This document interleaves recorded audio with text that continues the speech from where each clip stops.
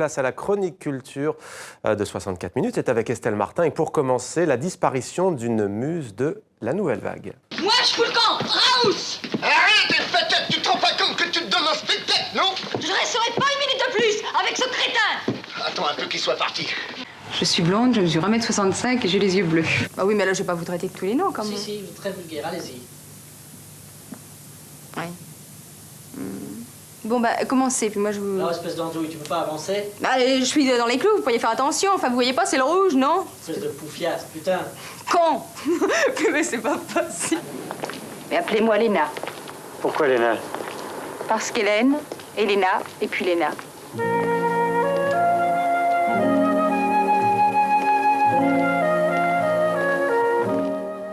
Bonsoir Estelle, Marie Dubois nous a donc quittés, elle avait 77 ans et elle a donc été l'égérie de la nouvelle vague. Oui, bonsoir Mohamed, c'est François Truffaut qui lui a trouvé son pseudonyme, Marie Dubois, et nous venons de voir les essais qu'il lui a fait passer pour un rôle dans Tirer sur le pianiste. Alors il lui demande de l'insulter, puis on voit qu'elle est gênée, mais elle a eu ce rôle, cette très jolie blonde aux yeux bleus, très bleus, et elle a interprété le rôle de Léna, l'une des trois filles qui tournent autour du mystérieux, du sombre Charlie, Charles Aznavour. Alors vous le disiez, elle a été l'une des muses de la nouvelle vague, elle a tourné avec Romer, elle a aussi tourné avec Godard, mais le grand public se souviendra d'elle dans le rôle de Juliette, aux côtés de Bourvil, dans La Grande Vadrouille.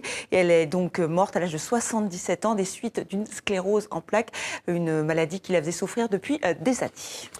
On connaît Raphaël, on connaît beaucoup moins son maître. Il était de Pérouse en Italie. Qui est-il, Estelle? Alors son surnom, le Pérugin. Alors c'est vrai que le musée Jacques-Marandré à Paris nous propose de découvrir ou redécouvrir ce maître de la Renaissance. Alors il fut célébré en son temps. Il était très connu, très réputé, donc au XVe siècle. Mais depuis, il a été un peu oublié. Peut-être parce que d'autres grands peintres lui ont fait de l'ombre. Raphaël. Alors est-ce qu'il a été le professeur, le maître de Raphaël? On n'en est pas totalement sûr, ce n'est pas acté, vérifié, mais il y a vraiment des coïncidences. Vittoria Garibaldi, la commissaire de l'exposition, joue le jeu et confronte les œuvres des deux maîtres dans cette exposition. Et elle nous explique comment le Pérugin est devenu le premier grand peintre de son temps en Italie. Quand il commence sa carrière, les toiles se font sur fond d'or. C'est une technique médiévale. Les sujets sont très religieux. Et petit à petit, le Pérugin va travailler sur la profondeur, la perspective, avec l'architecture, les paysages aussi. Il va aussi donner plus de psychologie aux personnages. Écoutez les explications du conservateur du musée, Jacques Marandré.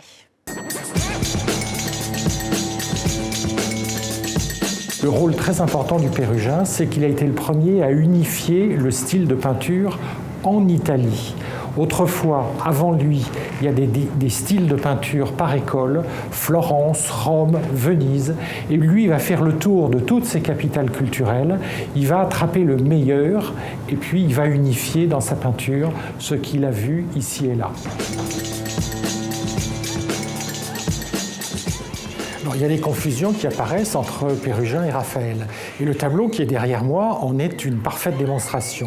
Il a été acheté comme Raphaël au milieu du XIXe siècle, et puis on s'est aperçu, preuve à l'appui, que c'était un Pérugin. Donc la douceur, l'harmonie, l'élégance qu'on y trouve, en réalité, sont le fait du Pérugin.